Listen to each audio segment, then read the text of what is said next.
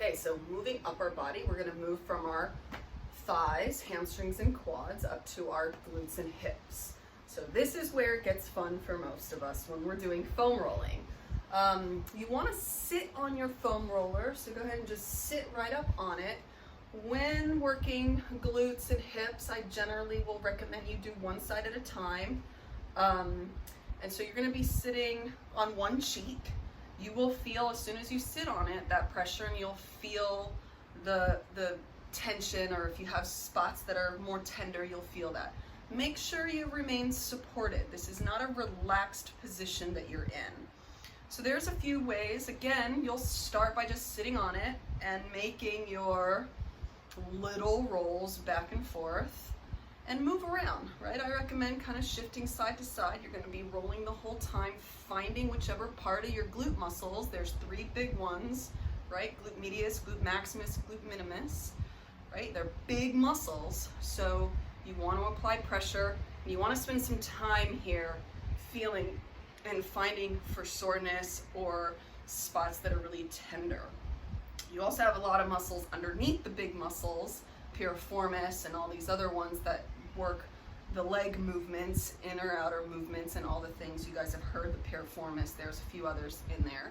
How to get into there, you got to spend time.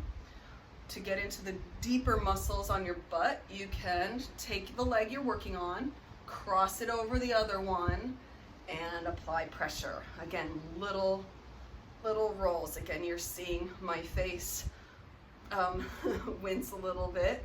I've got some tightness there. So I'm gonna try to find those spots and work on them. Again, I'm gonna go back and forth, sideways and up and down. So I'm moving both directions for that and getting my butt muscles.